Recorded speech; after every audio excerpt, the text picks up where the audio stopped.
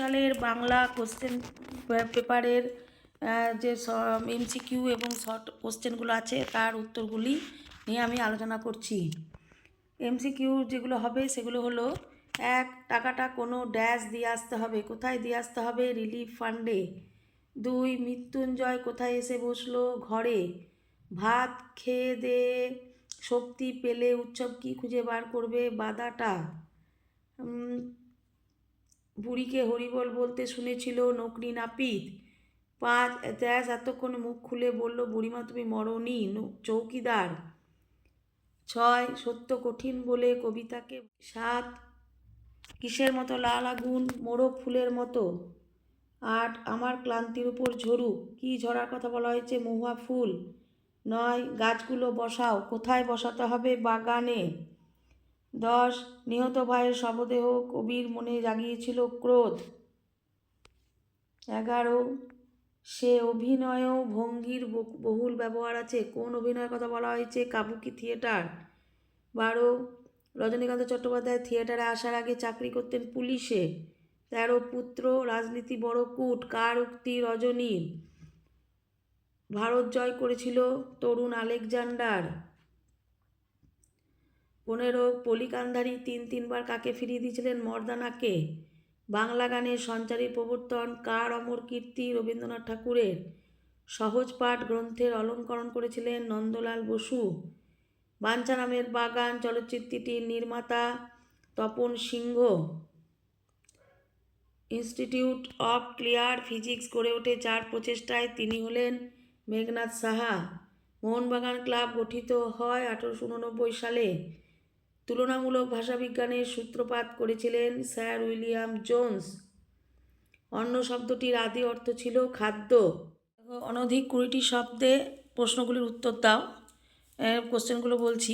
1. মৃত্যুঞ্জয় অফিসে যায় না। মৃত্যুঞ্জয় কেন অফিসে যায় না?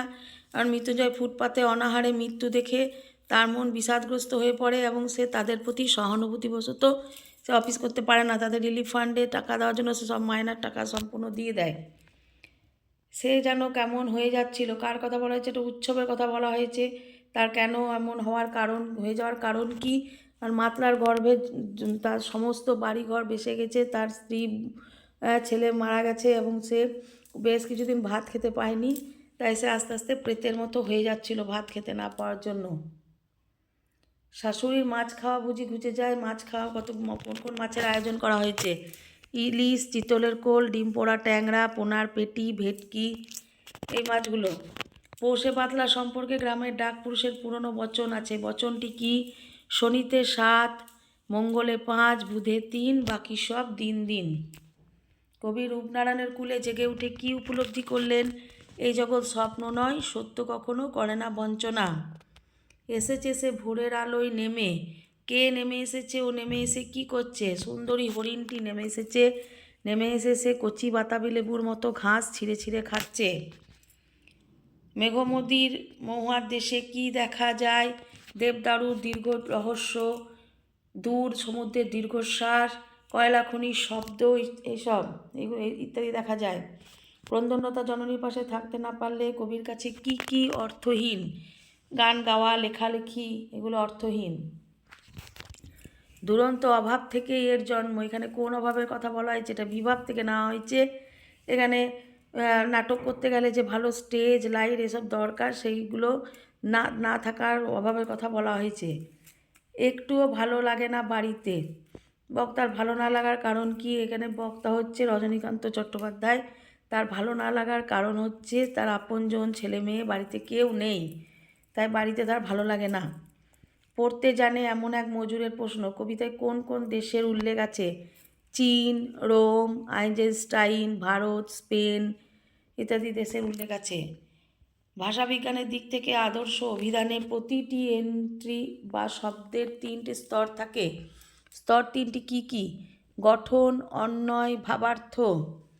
প্রত্যয় কাকে বলে? কয় প্রকার? ধাতু বা শব্দের পরে যে সকল বর্ণ বা বর্ণসমষ্টি যুক্ত করে নতুন শব্দ গঠন করে তাকে বলা হয় প্রত্যয়। 2 প্রকার প্রত্যয়। কৃৎ প্রত্যয়, তদ্ধিত প্রত্যয়। ন্যূনতম শব্দজোড় বলতে কি বোঝায়? যখন দুটি শব্দ পাশাপাশি বসে তাদের সব দিক থেকেই মিল থাকে, কেবলমাত্র একটি করে ধ্বনি আলাদা বলে তাদের অর্থটাও ভিন্ন হয়ে যায়। তাদের ন্যূনতম শব্দজোড় বলে, যেমন কাল, খাল।